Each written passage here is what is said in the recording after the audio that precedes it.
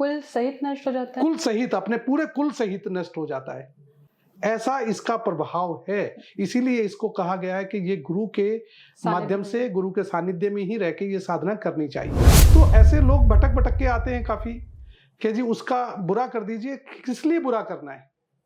मैं केवल आपके सही कार्य में सहयोग कर सकता हूं, गलत में नहीं करूंगा। बाकी लोग कर रहे हैं पैसे के लिए, सत्ता के लिए, दूसरी पावर प्राप्त करने के लिए। देखिए, अहित करना बहुत आसान होता है। आप चलते हुए रोड पे झगड़ा किसी से भी मोल ले सकते हैं, लेकिन किसी का भला करने के लिए आपको पूरी जिंदगी थोड़ी पड़ सकती है। मां बगलामुखी का जो मंत्र है वो इतना बड़ा काम करता है कि आपके दिए हुए उद्देश्य के क्षेत्र में उस कार्य का संधान करके वो बाण वापस आ जाता है, स्वयं उसी साधक के पास लौट आता है। वो कभी नष्ट नहीं होता। ये त्रिलोक में भी निशाना साधेगा। शत्रु पाताल में जाके छिप जाए तो वहां भी उसको नष्ट करके वापस लौट आता है।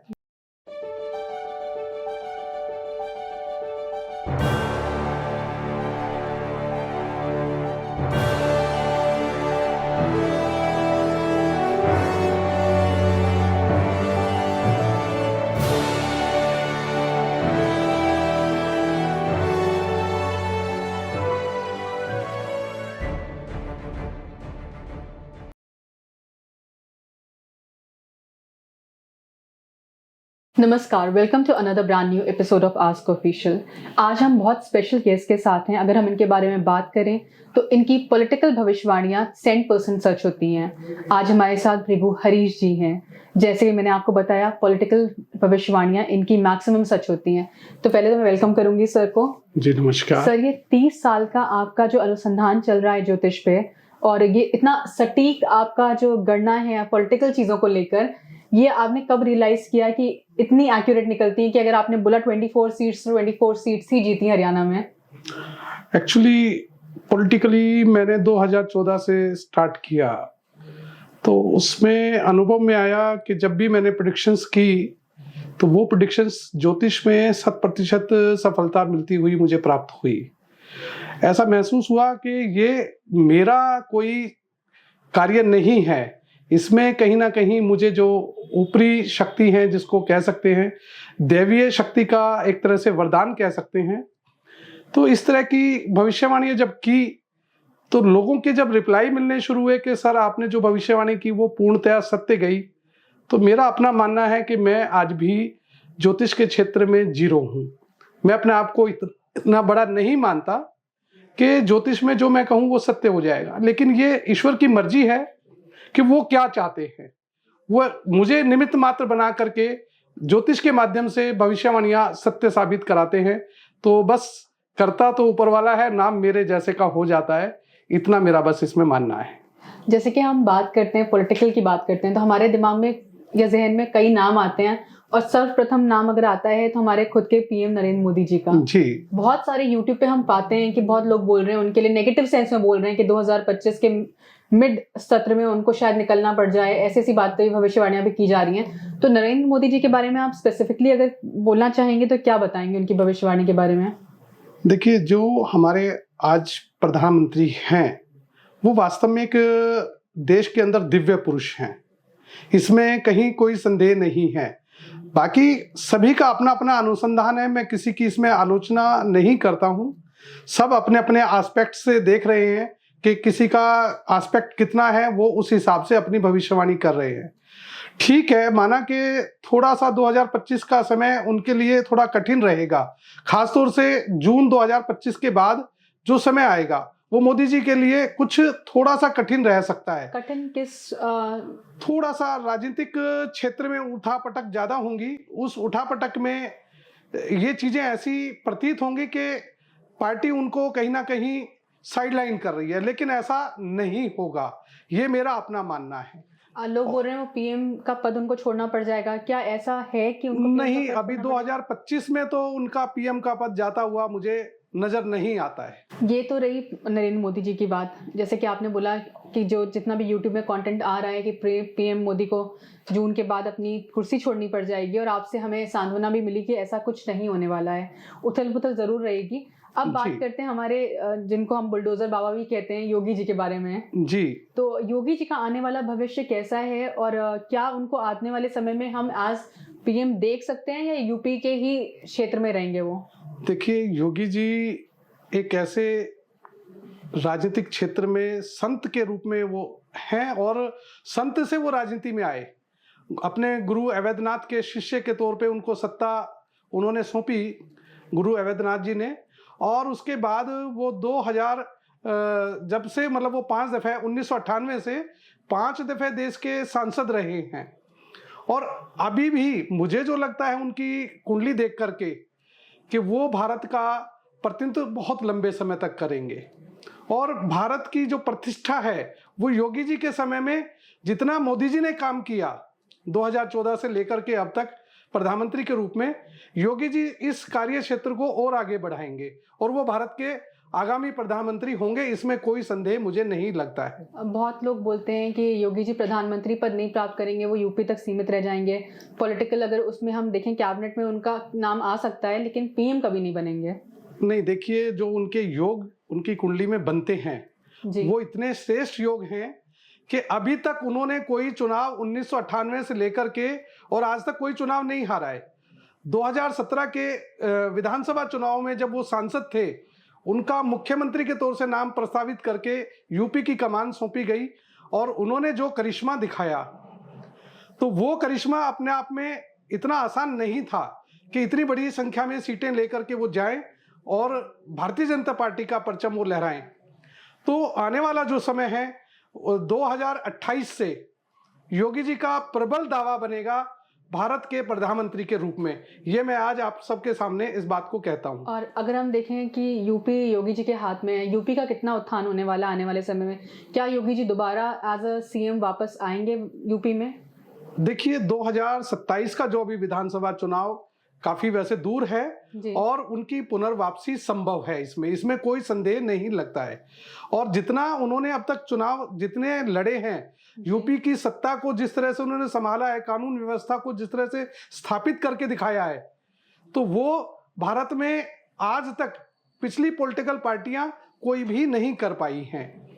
तो ये योगी जी का ही अनुशासन है या उनकी ये कहिए कि कार्यशैली है, जिससे उन्होंने भारतीय जनमानस का मन अपने अंदर ऐसा जीत लिया है कि आज वो भारत के प्रधानमंत्री होने के प्रबल दावेदार हैं। इसमें मुझे कोई संदेह नहीं लगता है।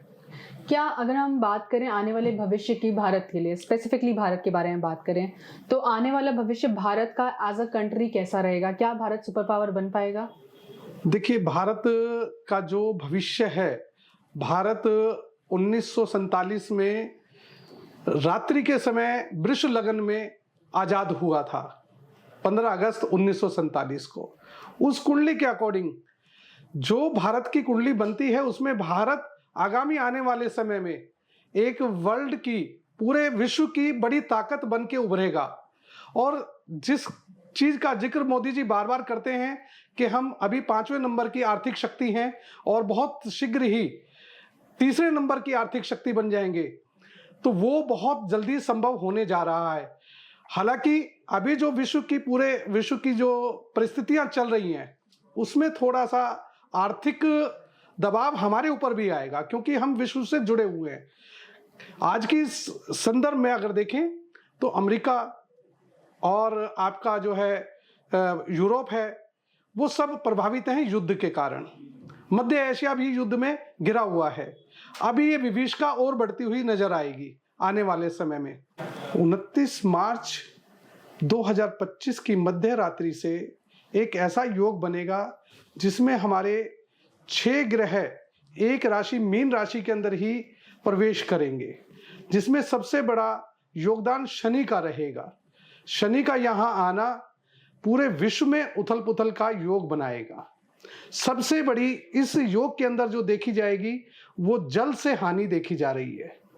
सभी एस्ट्रोलॉजर्स का, सभी ज्योतिष विज्ञान को मानने वाले लोगों का ऐसा मत है कि 29 तारीख की रात्रि और 30 की सुबह जो ये योग बन के आएगा, निकल के आएगा, वो हमारे विश्व में कहीं ना कहीं बड़ी हलचल पैदा करेगा। प्राकृतिक प्रकोप देखने को मिलेंगे, भूकंप आदि, सुनामी, और दूसरी प्राकृतिक घटनाएं ऐसी कुछ घट सकती हैं जो हमारी सृष्टि के लिए विनाश का कारण बनेंगी। और ये आगामी समय हम बहुत लंबे समय तक देख पाएंगे इसको। मेरा अपना मानना है, ज्योतिष की जो गणना कहती है आगामी जून महीने तक ये समय काफी कठिन रहने वाला है और विश्व के हालात इस समय में काफी खराब बनेंगे, जिससे अर्थव्यवस्था हमारी भी प्रभावित होगी, पूरे विश्व की अर्थव्यवस्था भी प्रभावित होगी। अगर हम बात करें स्पेसिफिकली भारत के बारे में, तो भारत को कितना नुकसान है इस जो कॉन्सलेशन ऑफ स्टार्स हैं, जैसे आपने बताया शनि वगैरह का, तो कौन से एरियाज भारत के हैं जो इफेक्टेड होंगे और क्या हमें इस टाइम डरने की जरूरत है? देखिए, भारत का जो क्षेत्र इसमें आएगा वो ज्यादातर आपका पर्वतीय क्षेत्र है या आपका दक्षिण भारत का दक्षिण पश्चिमी हिस्सा, जिसमें केरल, कर्नाटक, तमिलनाडु या कुछ हिस्सा जो हमारा ईस्ट भारत का जो लगता है, पूर्वोत्तर जिस भाग को बोलते हैं, आसाम है, अगरतला है, इधर आपका त्रिपुरा इत्यादि जो प्रदेश हैं जो बांग्लादेश की सीमा के साथ लगते हैं, ये भी पहाड़ी प्रदेश हैं।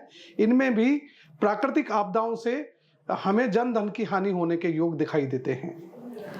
जैसे कि कहा गया है कि 2026 में पूरी नहीं रहेगा, 26 के बाद, ऐसा बहुत सारे लोग गणना करते हैं, तो क्या ये भी सत्य है कि पूरी पानी के अंदर चला जाएगा? देखिए, कुछ क्षेत्र भारतवर्ष के जो हैं वो जरूर समुद्र की सीमा के अंदर डूबते हुए नजर आएंगे, लेकिन अभी वो समय इतना नजदीक नहीं है कि 2026 में ही ये समय आ जाए। लेकिन कुछ क्षेत्र फिर भी जरूर आएंगे, जैसे कोई भूकंप इत्यादि आता है बड़ा, तो वो सुनामी जो है हमारे शहरों को डुबा सकती है, उससे जन धन की हानि के योग जरूर बनते हुए दिखाई दे रहे हैं।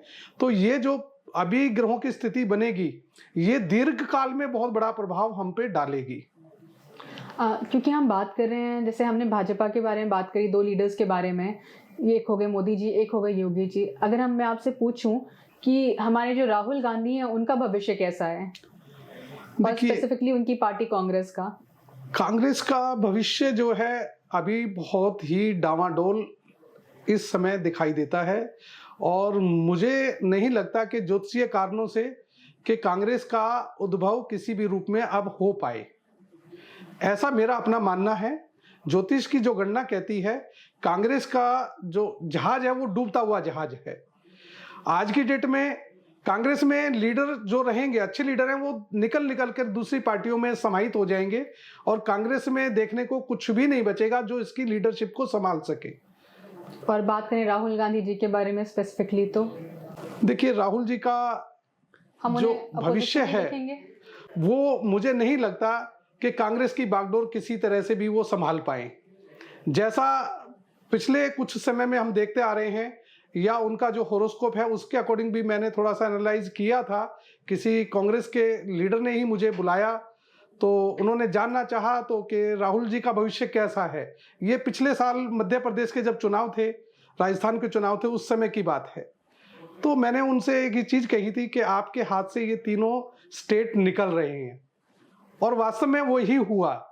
तो उनको थोड़ा सा फील हुआ कि ऐसा मैंने बोल दिया उनके प्रति कि नहीं, हमारा तो, हम तो तीनों स्टेट क्या चारों ही जीत रहे हैं, जबकि ऐसा हुआ नहीं वास्तव में जी।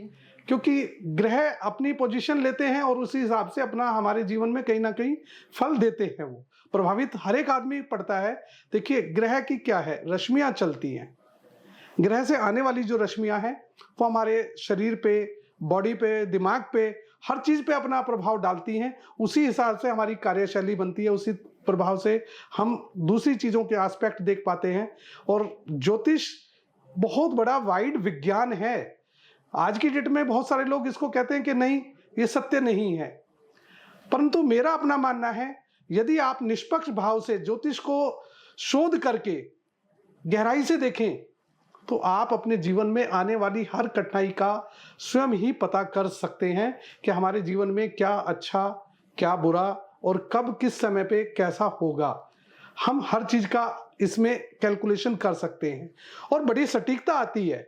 ऐसा नहीं है कि जी हम इसमें सटीकता नहीं देख सकते। अभी अपर्णा जी ने मेरे से सवाल किया कि आप इतनी सटीकता से राजनीतिक भविष्यवाणियां कैसे कर देते हैं। वास्तव में ज्योतिष की गणना हमारे ऋषियों ने हजारों साल पहले ही सब कुछ हमारे उसमें शास्त्रों में लिखा हुआ है। परंतु असल में दुर्भाग्य कहाँ है कि आज हम अपने शास्त्रों से बहुत दूर जा चुके हैं। हम उन पे गहन अध्ययन ही नहीं करना चाहते। यदि कोई करता है तो हम उसको क्रिटिसाइज ज्यादा करते जी। जबकि हम स्वयं नहीं जाना चाहते। परीक्षा वही ले सकता है जो परीक्षक वो होगा जो उसके योग्य हो। अदरवाइज किसी की आप परीक्षा लेंगे तो परीक्षा फिर आप खुद समझते हैं कि कैसा रिजल्ट आएगा। क्योंकि हम इसके बारे में बात कर रहे हैं, मैं थोड़ा सा मे बी शायद और सब ज्योतिषों को थोड़ा बुरा भी लगे, ये जो बिजनेस बना के रखा है ज्योतिष को लोगों ने, उसके बारे में आप लोगों से क्या कहना चाहेंगे? कोई 51,000 रुपए देकर भी अपनी प्रॉब्लम को सॉल्व नहीं कर पा रहा है। कई बार लोगों के घर से बहुत पैसे निकल जाते हैं और सोल्यूशन कुछ नहीं मिलता है उनको, सिवाय कि ज्योतिषों की जेब भरी रहती है। देखिए, आज सब चीज में बाजारीकरण हो रहा है जी। तो ज्योतिष भी उससे अछूता नहीं है।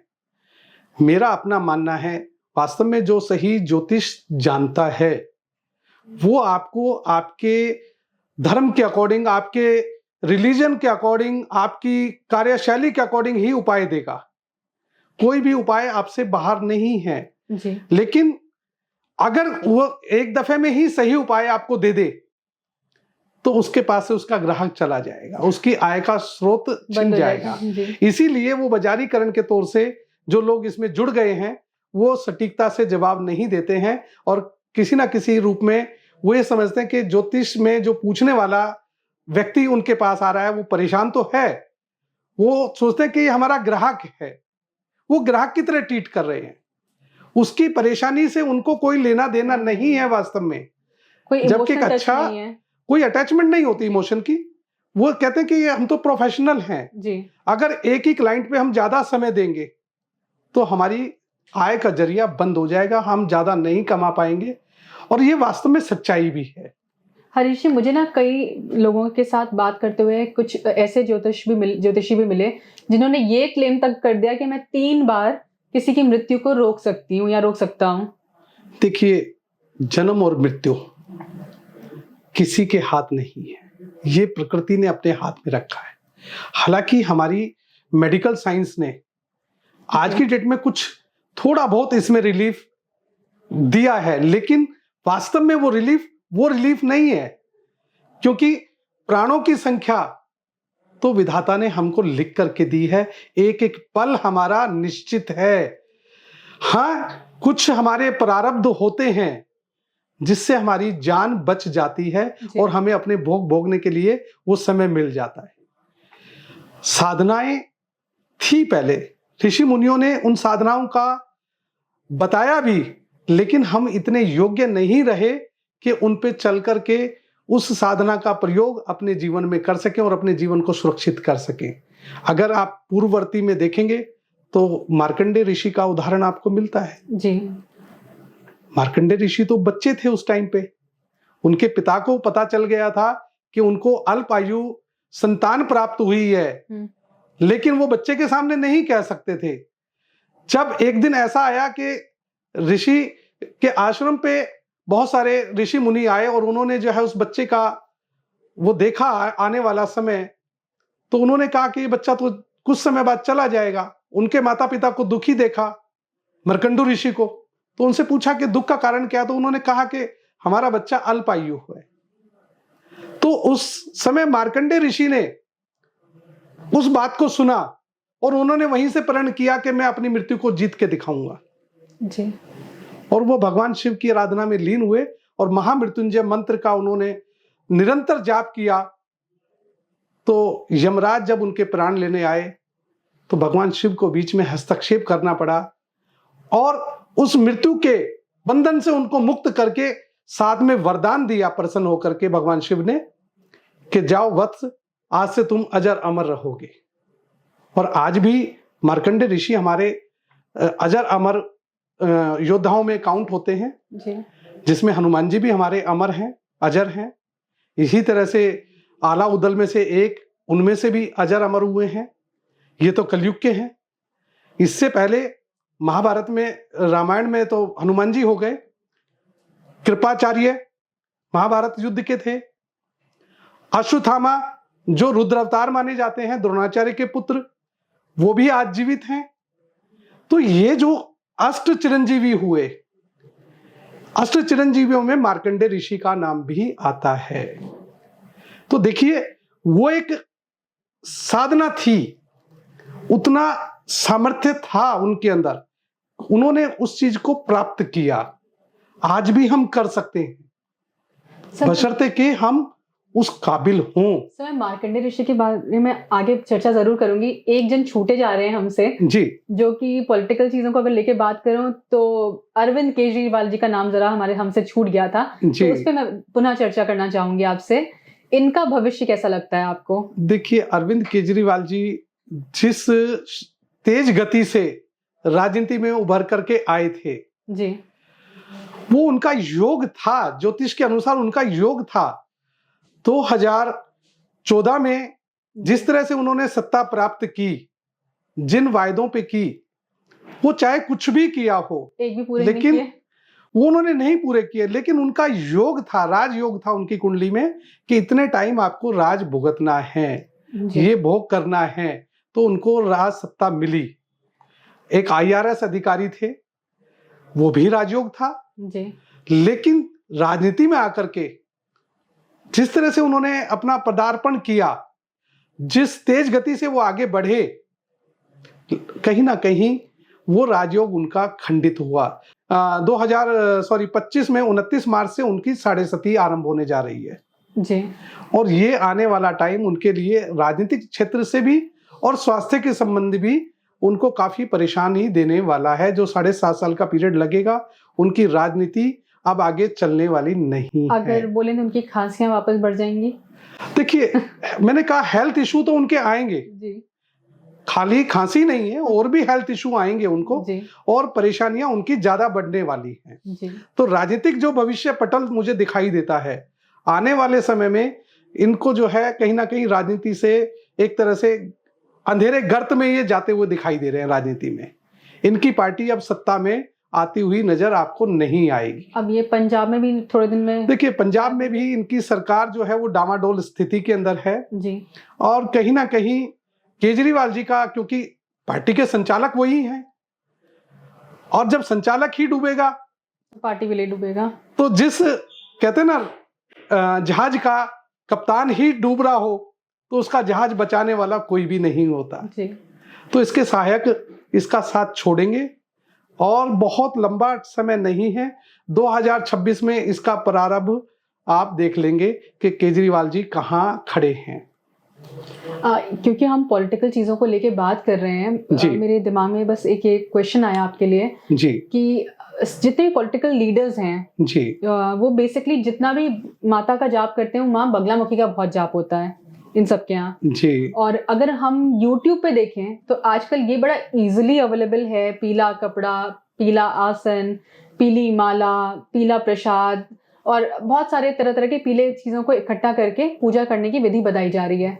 क्या कोई ले मैन जिसको नॉलेज नहीं है किसी भी तरह की साधना के बारे में इसको कर ले? क्योंकि हमने सुना हुआ है कि माँ बगलामुखी की साधना इतनी आसान नहीं है और इसके दुष्परिणाम लोगों को झेलने पड़ते हैं। तो ऐसे YouTube पे इस तरह से डालने का क्या फायदा? गुरुजी, मैं ये आपसे जानना चाहती हूँ। देखिए, माँ बगलामुखी शक्ति हैं, आदि शक्ति हैं, इस सृष्टि का मूल है, उनको ब्रह्म शक्ति कहा गया है जी। देखिए, माँ की आराधना करना इतना आसान नहीं है किसी भी साधक के लिए, और फिर ये जो शक्ति है ये गुरु गम्य है। जब तक कोई भी साधक गुरु की आज्ञा से इसको साधना नहीं करता है जी। तो उसके दुष्परिणाम उस साधक को भी उठाने पड़ते हैं। राजनीति के क्षेत्र में इसलिए ज्यादा प्रयोग होता है कि माँ मुकदमे आदि के क्षेत्र में तत्काल विजय दिलाती है। तो राजनीतिक क्षेत्र में जो लोग हैं उनके तो हर क्षेत्र में कहीं ना कहीं कोई मुकदमा, कोई ना कोई परेशानी, कोई ना कोई झगड़ा झंझट उनका चलता रहता है। तो माँ के प्रति उनका लगाव ज्यादा होता है क्योंकि वो चाहते हैं कि हमें अति शीघ्र ही माँ से वो शक्तियां प्राप्त हो जाएं और अमर में शत्रु को परास्त करके सत्ता प्राप्त कर लें। तो देखिए, जब यदि आप इस उद्देश्य से माँ की आराधना करते हैं तो कुछ तत्काल प्रभाव में तो आपको रिजल्ट जरूर मिलेंगे, लेकिन लॉन्गेविटी में वही प्रभाव आपको नुकसान देने वाले बन जाते हैं। तो माँ की जो साधना करते हैं, जो भी लोग कर रहे हैं, आज इसका एक कमर्शियल रूप हमें देखने को मिल रहा है। ये वास्तव नुकसान दे में सकता है ये लोगों को? बड़ा नुकसानदायक है। माँ की साधना करने का सबसे बड़ा कारण ये होता है कि आपका सबसे पहले हृदय जो है वो पवित्र होना चाहिए। जी। जब आप पवित्र उद्देश्य के लिए आराधना कर रहे हैं, साधना कर रहे हैं, तो आपको परिणाम भी अनुकूल मिलेंगे। लेकिन हो क्या रहा है आज के दौर में, लोग अपने शत्रुओं को निपटाने के लिए, किसी तरह से उनसे जीत हासिल करने के लिए इसका दुरुपयोग कर रहे हैं। और किसी भी शक्ति का दुरुपयोग हमेशा नुकसानदायक ही होता है, वो कभी सकारात्मक नहीं हो सकता। मेरा अपना ऐसा मानना है। बाकी लोग कर रहे हैं पैसे के लिए, सत्ता के लिए, जी। दूसरी पावर प्राप्त करने के लिए। देखिए, अहित करना बहुत आसान होता है।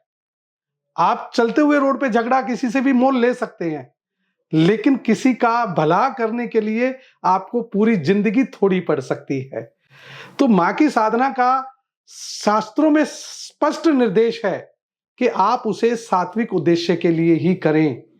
यदि आपको कोई रास्ता नहीं मिल रहा है, आपको शत्रु नाजायज परेशान कर रहे हैं और आपको प्रताड़ित कर रहे हैं और आपका कोई रास्ता नहीं बचा है कि जहां से आपको सहायता मिल पाए, तो शास्त्रों में स्पष्ट कहा गया है कि आप माँ की शरण में जाएं, माँ की आराधना करें, तो आपको तत्काल प्रभाव से रिजल्ट मिलेंगे। जी। और मैंने अनुभव किया अपने जीवन में कि ऐसे साधक या ऐसे लोग बहुत आते हैं जिनको इस विषय में कुछ नहीं पता होता, लेकिन वो कहते हैं जी हमारे दुर्भाग्य हमारा पीछा नहीं छोड़ रहा है, हमारे शत्रु हमें नाजायज परेशान कर रहे हैं। तो मैं अपने अनुभव से स्वयं देखता हूं कि वास्तव में पूछने वाला मुझसे सही भी पूछ रहा है या गलती नॉलेज ले रहा है या जानबूझ के ये कहीं दुरुपयोग तो नहीं करेगा। जी। मैं जब खुद सेटिस्फाई हो जाता हूं, तो फिर माँ की साधना का उसको कहीं ना कहीं विधान देता हूं कि आप इस तरीके से माँ की साधना करिए, उनकी शरण में जाइए। आपका उद्देश्य अगर निर्मल है तो आपको 100% सफलता मिलेगी। और माँ के सबसे बड़ी बात क्या है कि माँ के मंत्र में थोड़े से उच्चारण में भी त्रुटि करने पे स्वयं को दंड मिल जाता है, साधक को भी। हालांकि माँ इतनी दयालु है, वो अपने बच्चों पे कभी दंड नहीं देती, लेकिन मंत्र में त्रुटि होने पे उस साधक को जरूर परेशानी उठानी पड़ती है। तो मेरी सभी से रिक्वेस्ट फिर से व्यूअर्स है कि बिना किसी गुरु के बगलामुखी माँ का मंत्र जाप ना करें, निश्चित ही ना करें गुरुजी। देखिए, निश्चित नहीं करना चाहिए जी। किसी ना किसी अच्छे योग्य गुरु से मार्गदर्शन लेके आप साधना करेंगे, अपना उद्देश्य निर्मल रखेंगे, तो मैं आपको इस बात की बिल्कुल 100% गारंटी दे सकता हूं कि आपका जो कार्य है वो निश्चित ही सिद्ध होगा, उसमें असफलता के योग नहीं मिलेंगे। हालांकि यूट्यूब पे देखिए, आज की डेट में लोग, मैंने कहा, बहुत सारे व्यवसाय के क्षेत्र में उतर चुके हैं लोग जी। जो चाहते हैं, दिल में जो आता है वही बोल देते हैं, लेकिन ऐसा नहीं होना चाहिए वास्तव में, क्योंकि ये साधनाएं बड़ी गुप्त हैं, ये बड़ी रहस्यमयी साधनाएं हैं और इनका इम्पैक्ट इतना बताता हूं मैं आपको। माँ बगलामुखी का जो मंत्र है वो इतना बड़ा काम करता है कि आपके दिए हुए उद्देश्य के क्षेत्र में उस कार्य का संधान करके वो बाण वापस आ जाता है, स्वयं उसी साधक के पास लौट आता है, वो कभी नष्ट नहीं होता। ये त्रिलोक में भी निशाना साधेगा, शत्रु पाताल में जाके छिप जाए तो वहां भी उसको नष्ट करके वापस लौट आता है जी। तो इसीलिए ऐसी साधना का हमें दुरुपयोग नहीं करना चाहिए। साधना करें, साधना करना बुरा नहीं है, लेकिन में साधना करें। किसी ना किसी गुरु के सानिध्य में साधना करें तो आपका सुरक्षा कवच बना रहेगा जी। और देखिए, माँ की साधना में पीले वस्त्र, पीली सरसों, पीले पुष्प, ये सब चीजें उपयोग की जाती है। हल्दी है, पीला चंदन है, घी का दीपक है, उसको भी पीला किया जाता है। साधक के वस्त्र भी पीले होने चाहिए, ये नियम है। लेकिन उसके साथ साथ साधक का हृदय निर्मल होना चाहिए और उसका उद्देश्य भी बिल्कुल संपूर्ण क्लियर होना चाहिए कि वो किस उद्देश्य से उस साधना को करने जा रहा है, तो तभी सफलता मिलेगी। हालांकि माँ तो दयालु हैं, जो साधक है उनकी शरण में चला गया, उसको अपना बच्चा मान करके उस पर अपनी अनुकंपा जरूर करती हैं। अब साधक है, कोई इसका दुरुपयोग कर रहा है, तो दुरुपयोग करेगा तो साधक को भी परिणाम भुगतना पड़ेगा। एक समय सीमा तक माँ उसका साथ देंगी, उसके वो बाद शक्ति साथ देगी, लेकिन वो जब समय बीत जाएगा, कहते हैं ना पाप का घड़ा जब भर गया तो फिर वो फूटना निश्चित हो जाता है। तो उस साधक को भी फिर परिणाम भुगतने के लिए तैयार रहना चाहिए। वो साधक कहते हैं कुल सहित नष्ट हो जाता है। ऐसा कुल सहित नष्ट हो जाता है, कुल सहित, अपने पूरे कुल सहित नष्ट हो जाता है, ऐसा इसका प्रभाव है। इसीलिए इसको कहा गया है कि ये गुरु के माध्यम से, गुरु के सानिध्य में ही रह के ये साधना करनी चाहिए। ये तो रही हमारी बगलामुखी माँ की साधना की बात। अगर हम बात करें पार्वती माँ की साधना, कहते हैं बड़े सौम्य रूप से उनकी साधना की जाती है, उनके मंत्रोच्चारण से रिजल्ट उल्टे नहीं आते हैं, तो क्या इनकी साधना बड़े आराम से हम कर सकते हैं? देखिए, मैंने कहा माँ की साधना आप किसी रूप में भी कर सकते हैं, लेकिन आपका उद्देश्य निर्मल होना चाहिए। यदि आप माँ पार्वती की साधना किसी गलत उद्देश्य से कर रहे हैं तो रिजल्ट तो देखिए, साधना करेंगे तो आपको कुछ ना कुछ जरूर प्राप्त होगा, सिद्धि जरूर प्राप्त होगी जी। लेकिन जब आप उसका प्रयोग करेंगे तो उसका परिणाम तो आपको ही भुगतना है। माँ पार्वती बड़ी सौम्य है, वो अपने साधक को पूर्ण रूप से हर तरह से फलित करती हैं और साधना का रिजल्ट भी देती हैं। तो देखिए, उस चीज में कोई बुराई नहीं है, कोई भी माँ पार्वती जी की साधना आराधना कर सकता है। कुछ देवियां हैं, माँ के स्वरूप हैं, हम पार्वती जी की बात कर रहे थे गुरुजी, आपने नील सरस्वती जी का नाम लिया था तब जी। तो क्योंकि बगलामुखी माँ के बारे में तो हर कोई जानता है, मैं भी जानती हूँ, सभी लोग जानते हैं, बट नील सरस्वती का भी आपने बताया कि वो उनकी भी पूजा की जाती है शत्रुओं का हनन करने के लिए। माँ तारा का ही एक रूप है, नील सरस्वती रूप में जानी जाती हैं। जिनका जो ये तारा का रूप है, ये बड़ा उग्र रूप है जी। इनकी साधना भी उग्र है, लेकिन ये तामसिक वृत्ति की साधना है और पूरा ही कहीं ना कहीं तंत्र पे आधारित है। तो हमारे शास्त्रों में 3 विधाएं दी गई हैं। पहला दिया गया है सात्विक मंत्र, दूसरा तंत्र और तीसरा यंत्र। तीनों चीजें हमारी एक दूसरे की पूरक हैं। यदि तंत्र के क्षेत्र में वास्तव में होता क्या है, जो भी साधक तंत्र के क्षेत्र में जाता है वो प्रथम या द्वितीय श्रेणी में जैसे पूजा की सीढ़ी चढ़ते हैं, साधना करते हैं, वो पहली दूसरी श्रेणी में जाने के बाद या पहली दूसरी सीढ़ी चढ़ने के बाद वो कहीं ना कहीं अपने पथ से भटक जाते हैं। उनको ये अहंकार हो जाता है कि हमें तो बहुत सारी सिद्धियां आ गई। और जो ये शक्ति है जब अपने चरम पे यदि पहुंच जाए तो फिर साधक कभी भी किसी का तंत्र के माध्यम से भी गलत कार्य नहीं करेगा जी। लेकिन प्राथमिक 1-2 सीढ़ी के बाद ही साधक को ऐसा आभास होने लगता है कि उसे बहुत शक्ति आ गई, और इसी क्षेत्र में आने के बाद ऐसा महसूस करने के बाद वो अपने पथ से भटक करके नीचे गिर जाता है और फिर वो कहीं ना कहीं छोटे कार्यों में, तुच्छ कार्यों में इस शक्ति का प्रयोग करना शुरू कर देते हैं, और इससे जो है तंत्र भी आज की डेट में बदनाम हो रहा है जी। तो कई बार हम सुनते हैं सात्विक तंत्र भी होता है, तामसिक तंत्र भी होता है, तो इन दोनों में डिफरेंस क्या है? क्या एक गृहस्थ इंसान सात्विक तंत्र फॉलो कर सकता है? देखिए, और तामसिक भी फॉलो कर सकता है क्या? देखिए, दोनों तंत्र यूज किए जा सकते हैं। हर व्यक्ति के ये विशेषाधिकार है कि वो सात्विक रहेगा या तामसिक रहेगा, ये आदमी का विशेषाधिकार है। तो दोनों क्षेत्र ही अपने अपने क्षेत्र में काम करते हैं। सात्विक तंत्र में माँ बगलामुखी की साधना है, हालांकि तंत्र के माध्यम से है जी, लेकिन इसका हम सात्विक भी तो प्रयोग करते हैं, सात्विक क्षेत्रों में करते हैं। जरूरी नहीं है सारा तांत्रिक ही किया जाए इसमें। हालांकि पढ़ाई के क्षेत्र में बगलामुखी माँ को का उपासना कर सकता है कोई बच्चा? देखिए, यदि आप माँ बगलामुखी की साधना सात्विक क्षेत्र में करते हैं तो पढ़ाई के क्षेत्र में यदि आपने कर लिया जी, तो आपकी बुद्धि इतनी शार्प हो जाएगी कि आप सोच भी नहीं सकते। माँ इतना ज्ञान भी दे देती है कि जो बच्चा है या जो भी साधक है उसको मतलब विश्व में कोई पकड़ ही नहीं पाएगा। तो शक्तियां, क्योंकि मंत्रों में हमारे बहुत असीम शक्तियां छिपी हुई हैं, लेकिन वास्तव में हम उनसे अभी तक परिचित ही नहीं हैं। कोई एज अ साधक सिर्फ मंत्रों का माँ बगलामुखी का जैसे मंत्र हुआ, कोई भी मंत्र होता है, आपने बोला पीला वस्त्र पहनना जरूरी है, वो तो हो गई एक क्रिया हो गई तंत्र की मेरे ख्याल से।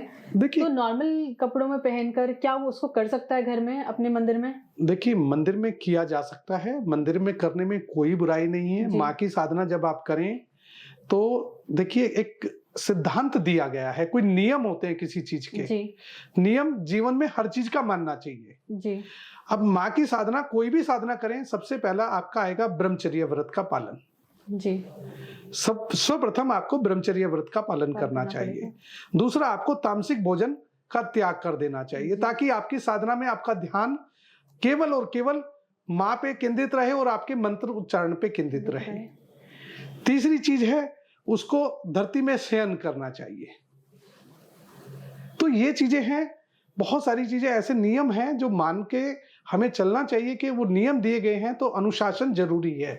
अनुशासन जिस चीज में नहीं होगा तो वो चीजें खतरनाक ही हो जाती हैं, उनके परिणाम भी गलत निकलते हैं। तो अनुशासन में रह के, नियम में रह के हम कोई कार्य करते हैं तो उसमें सफलता निश्चित मिलती है, चाहे वो माँ की साधना हो या जीवन में कोई और क्षेत्र हो। तो अनुशासन से बंध के अगर हम काम करेंगे तो हमें सफलता मिलना निश्चित है। माँ की आराधना करें या किसी और देवता की या इष्ट की साधना करें, वो आपके विवेकाधिकार पे डिपेंड करता है। जी हरीश जी, आज हमने बहुत सारी चर्चा की पॉलिटिकल चीज़ों को लेकर, माँ के बारे में, और आपसे जाना किस तरह से साधना करनी चाहिए। बगलामुखी माँ की साधना ऐसे ही नहीं कर लेनी चाहिए किसी भी व्यक्ति को, किसी भी व्यक्ति विशेष को। और इससे आगे भी हम बहुत सारे डेप्थ में जाएंगे आपके साथ, क्योंकि समय का अभाव थोड़ा है जी। तो इस पॉडकास्ट को मैं यहीं पे अंत करूंगी और आगे हम चर्चा बहुत सारी करेंगे। जाते जाते बस मैं आपसे एक चीज पूछना चाहती हूँ, कोई ऐसा इंसिडेंस माँ बगलामुखी का जो आपने देखा हो, या ऐसा कोई इंसिडेंस आपके ज्योतिष में जो आपने देखा हो, केस स्टडी जो आप बता सकते हैं कि 100% उसकी भी चीजें भविष्यवाणियां सच हुई? देखिए मेरे पास तो नियमित रूप से कोई ना कोई ऐसा आता ही रहता है। लेटेस्टली बहुत ग्रेव केस हो, जो डिफिकल्ट केस आपने मतलब ज्योतिष के माध्यम से लिया हो? डिफिकल्ट ही केस आते हैं मेरे पास, जितने भी आते हैं सारे डिफिकल्ट केस आते हैं जी। कभी कभी आप शुरुआत करें उससे पहले मैं ये पूछ लूं, कितनी जगह भटक के वो आते हैं? देखिए भटकाव तो ऐसा कोई भी व्यक्ति आता है तो वो कहीं ना कहीं दर दर भटक के ही आता है जी। और जब वो आता है तो सर्वप्रथम उसका एक ही क्वेश्चन होता है मुझसे भी कि मुझे सफलता तो मिल जाएगी ना, मेरा कार्य तो सिद्ध हो जाए ना जी। मैं कह जी कार्य सिद्ध होना मेरे हाथ में नहीं है, मैं तो केवल आपको एक मार्ग बता सकता हूं, केवल निमित्त मात्र बन सकता हूं आपका जी। सब कुछ आपके विवेक पर डिपेंड है, आपके भाव के ऊपर डिपेंड है। यदि इस चीज के प्रति, जिस भी कार्य को आप करने जा रहे हैं, आपकी सच्ची आस्था है, सच्ची लगन है, सच्चा विश्वास है जी। तो उसमें सफलता निश्चित मिलेगी। बहुत सारे लोग आते हैं कि जी मुझे ऐसा कोई मार्ग बता दीजिए जो मेरे शत्रु को परास्त कर दे। मेरा एक ही ध्येय होता है कि देखिए किसी को मैं दंडित नहीं करूंगा, मैं दंडित नहीं करूंगा, क्योंकि दंडित करने का अधिकार मेरा नहीं है। जो व्यक्ति कर्म कर रहा है वो अपने कर्म का स्वयं भोगी है जी। वो जो कर्म करेगा वैसा भोगेगा।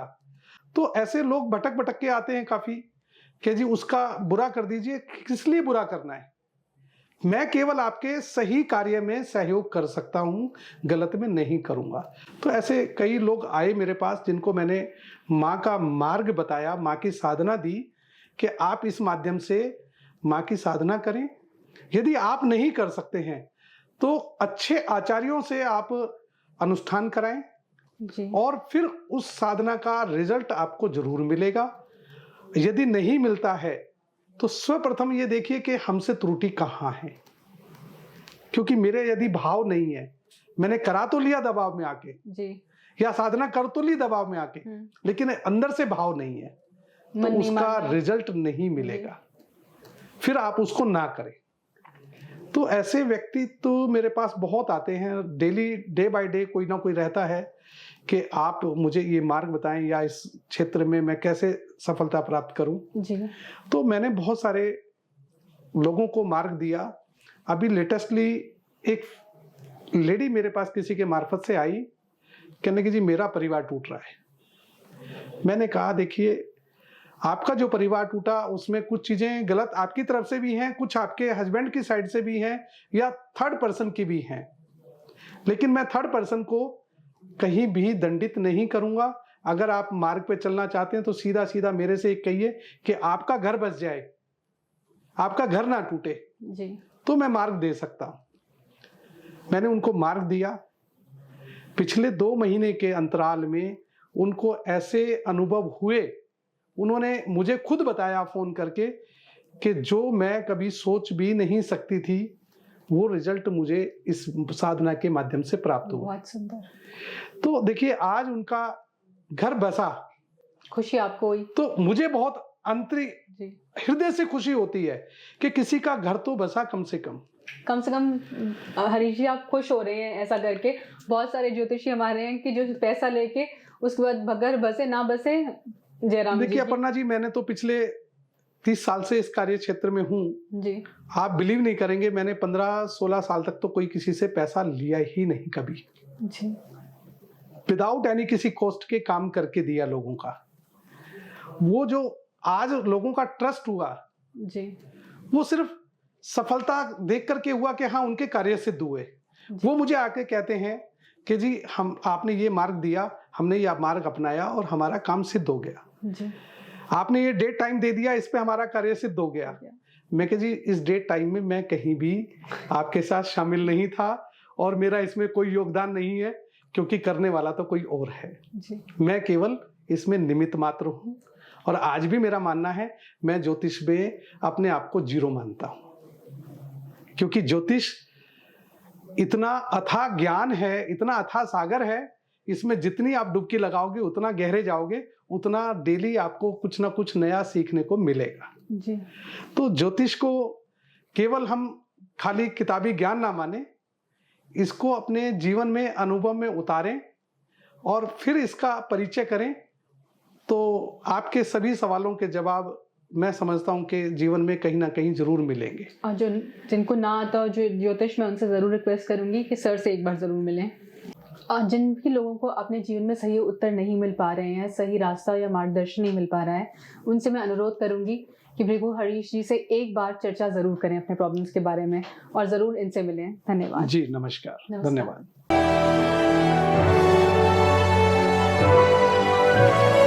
ASKofficials.com